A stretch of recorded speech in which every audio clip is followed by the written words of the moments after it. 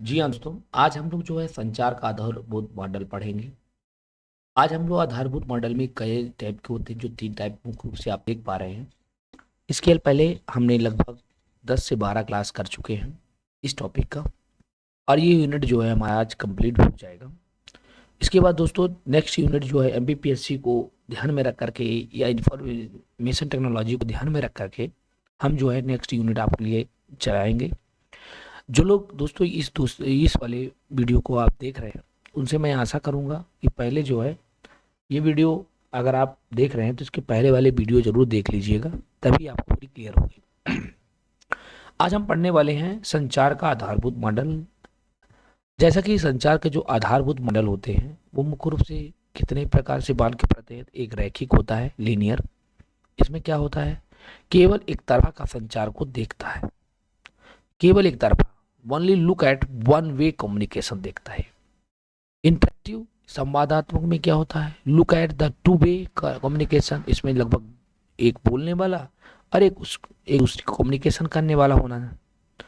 और ट्रांजेक्शन मतलब लेन then, transaction का मतलब होता है look at the two way communication where is the message gets more complex as the communication event progress. अर्थात दो तरफा संचार को देखता है, जहां संचार के आगे बढ़ने पर संदेश अधिक जटिल हो जाता है, वहां पे ये थोड़ा सा देखता है।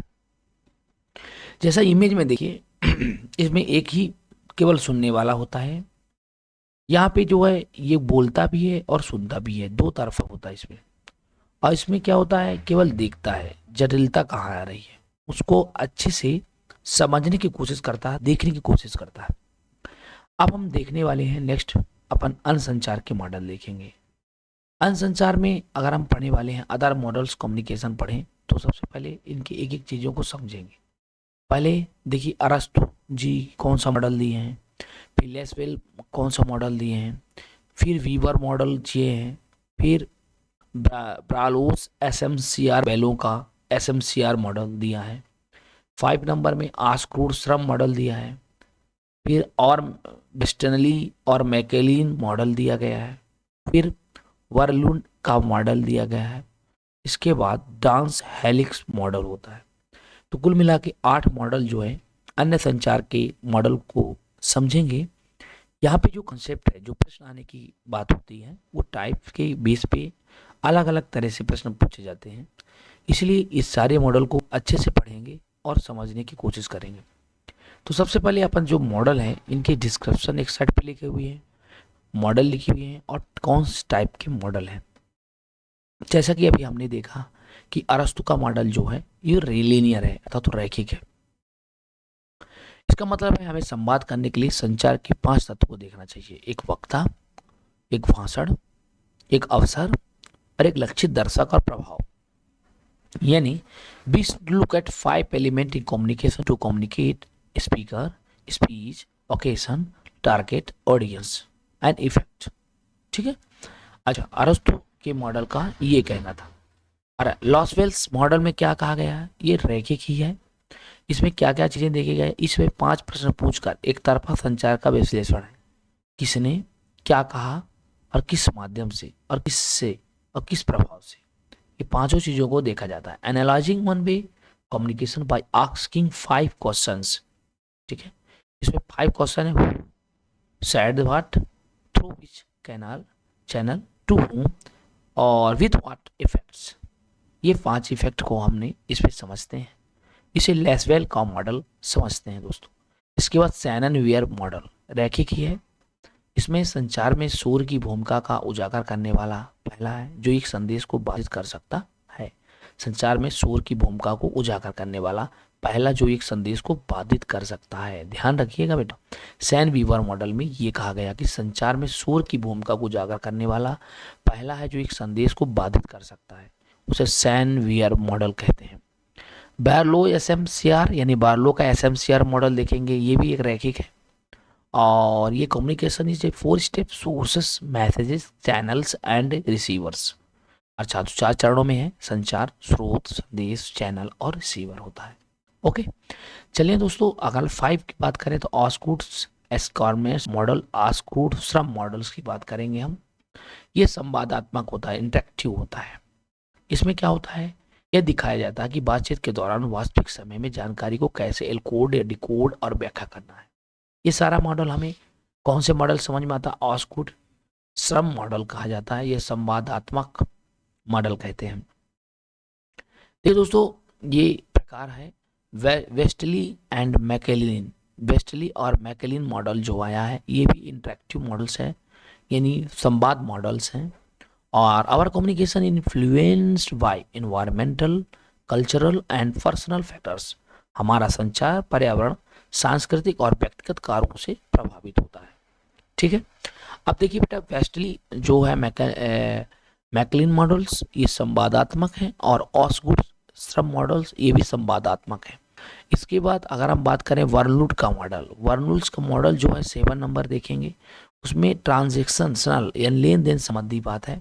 हमारे संदेशों को प्रभावित करने वाले निजी और सार्वजनिक संकेतों की भूमिका पर प्रकाश डाला गया है। Highlights the role of private and public causes that impact our message. Okay, इसके बाद अपन लास्ट की बात करें, डांसेस हेलिक्स मॉडल्स।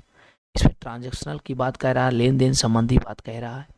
इसमें मॉडल संचार को एक वृत्ताकार प्रक्रिया के रूप में देखता है। Model access communications as a circular process, कि जैसे इसकी कोई एंडिंग नहीं है, जहाँ से स्टार्ट करो वहीं से शुरू। ओके, चलें, तो ये सारा चीज़ें हमने देखा। अब हम पढ़ने वाले हैं दोस्तों कुछ डाटा ट्रांसमिशन सेवाएं हैं। जो सम डाटा ट्रांसमिशन सर्विस हैं, वो कौन कौन से सर्विस चल रहा है, जो डाटा ट्रांसमिशन सेवाएं चल रही हैं, उनके बारे में आज हम जानकारी लेंगे। दोस्तों, अगर आपको अच्छा लगे तो प्लीज़ इसे लाइक करिए, अपने दोस्तों को शेयर ज़रूर करिएगा। एक एक टॉपिक मैंने आपके सामने डिस्कस किया, एक एक चीज़ों को मैंने बताया। आशा करता हूँ ये पूरी बातें आपको क्लियर हो गई होगी। सबसे पहले हम देखेंगे डायल अप लाइन। ठीक है, डायल अप लाइन क्या है, तो उसके बाद लीज्ड लाइन क्या है, इसके बाद हम देखेंगे ICSDN क्या है, इसके बाद GSM क्या है, फिर इसके बाद हम पढ़ेंगे CDMA क्या है, कोड डिवीजन मल्टीपल एक्सेस। इसके बाद ADCL SL क्या है, एसाइमेट्रिकल डिजिटल सब्सक्राइबर लिंक।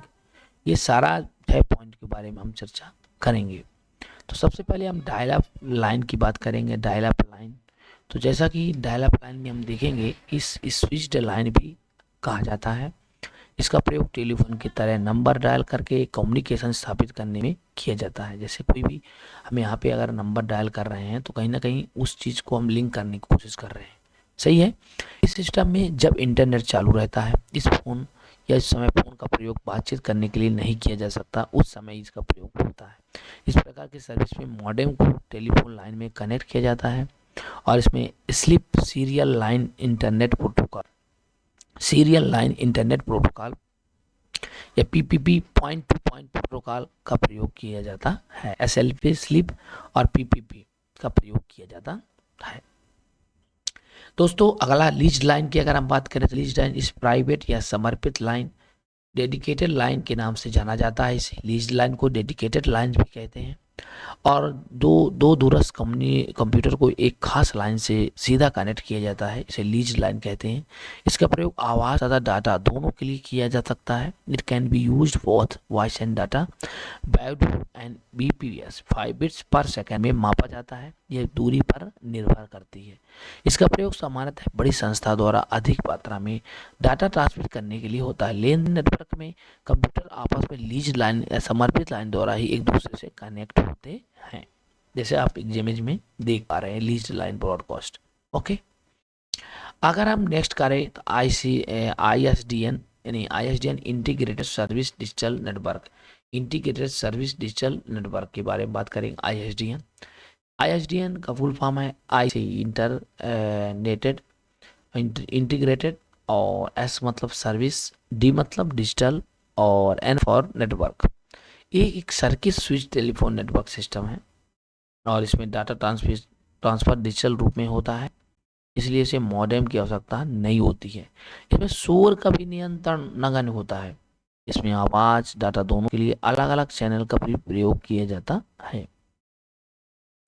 अतः इंटरनेट से कनेक्ट होने के बावजूद फोन पर समान रूप से बातचीत की जा सकती है। यह डायल अप सर्विस की विकसित रूप है। It is involve from the dial up service ISDN service द्वारा किसी नेटवर्क एक से अधिक यूजर एक ही लाइन का प्रयोग करके इंटरनेट को कनेक्ट कर सकते हैं। इसे ISDN कहते हैं। जैसे देख पा रहे हो, एक है, इसमें जो है कंप्यूटर कनेक्ट कर सकते हो, लैंडलाइन नेटवर्क हो सकता है, ये सारा काम जो है इसमें हम कर सकते हैं। ठीक है, एक से ज़्यादा चीज़ों को इसमें कनेक्ट कर सकते हैं। अब GSM क्या है? GSM global, G for global, S for system for mobile communication होता है। GSM मतलब global system for mobile communication. जी हाँ दोस्तों, G से M का फुल फॉर्म यही होता है। GSM मोबाइल फ़ोन के संचालन के लिए सर्वाधिक लोकप्रिय मानक है, जिसमें बिना फ़ोन बदले अंतर्राष्ट्रीय रोमिंग सर्विस प्रदान की जाती है। इसके द्वारा SMS की सहायता से कम खर्च में छोटे टेक्स्ट मैसेज भेजे जा सकते हैं। इसे GSM कहते हैं, global system for mobile communication. Okay, CDM क्या होता है? Code division multiple access. Code division multiple access, इसका प्रयोग मोबाइल फोन के संचालन में भी किया जाता है। अगला क्वेश्चन है SDSL। ADSL का मतलब asymmetrical digital subscriber link. Asymmetrical digital subscriber link ADSL में डाटा भेजने और प्राप्त करने की स्पीड अलग अलग होती है। दूसरी sir SDL symmetrical subscriber link, SDL में डाटा भेजने तथा प्राप्त करने की स्पीड एक समान होती है। ठीक है, तो समझ में आ रहा कि नहीं आ रहा? तो ये सारा चीज़ें हमने अभी चर्चा किया, और हमने ये भी देखा कि डायल अप एक्सेस में क्या होता है। ISDN बेसिक इंटरनेट में दूरी 120 kbps तक होता है। सैटेलाइट में 6 Mbps शुरू से अधिक होता है। ये सारा चीज़ इसमें यूनिट बताया गया। अब हम थोड़ा बात करने वाले हैं दोस्तों आपके सामने data transmission mode. Data transmission mode के बारे में थोड़ा चर्चा करेंगे। इस प्रकार के कम्युनिकेशन मोड में डाटा ट्रांसमिशन की दिशा को प्रदर्शित किया जाता है। ये 3 प्रकार का होता है। जैसे सिंप्लेक्स में किस तरह होता है, जैसा देख पा रहे हैं इसमें, और इसके बाद हाफ डुप्लेक्स में क्या होता है, फिर फुल डुप्लेक्स में क्या होता है, ये सारा चीज़ें हम देखेंगे। तो सबसे पहले हम देखेंगे सिंप्लेक्स में। तो इस प्रकार के कम्युनिकेशन मोड कम्युनिकेशन केवल एक ही दिशा में होता है, केवल प्रेषक से प्राप्त करता तथा तो उसमें प्रेषक द्वारा भेजा जा सकता है, लेकिन प्रेषक द्वारा प्राप्त नहीं कर सकता है। अच्छा, कम्युनिकेशन इज द ये। अब keyboard, TV, transmission, remote, mouse, monitor, printer आदि ये कीबोर्ड, टीवी सारे चीज़ें जो हैं ये सिंप्लेक्स फॉर्म में रहते हैं। इसमें केवल कोई चीज़ को इसमें लगाया जा सकता है, लेकिन उसमें प्राप्त नहीं किया जा सकता है। आई बात समझ की नहीं? ठीक है, इसमें आता है हाफ डुप्लेक्स किसे कहते हैं भैया?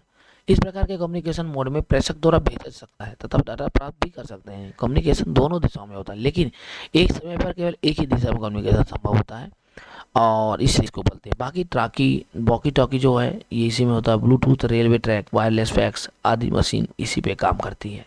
ठीक है। अच्छा, फुल डुप्लेक्स किसे कहते हैं? इस प्रकार के कम्युनिकेशन में मोड में एक ही समय पर दोनों दिशाओं में कम्युनिकेशन संभव होता है। जैसे टेलीफोन हो गया, कम्युनिकेशन वीडियो हो गया, कॉन्फ्रेंसिंग आदि, ये सारा चीज़ें आपकी फुल डुप्लेक्स में काम करते हैं। दोस्तों कैसा लगा जरूर बताइए अपने कमेंट बॉक्स में। तब तक के लिए जय हिंद, जय भारत, थैंक यू।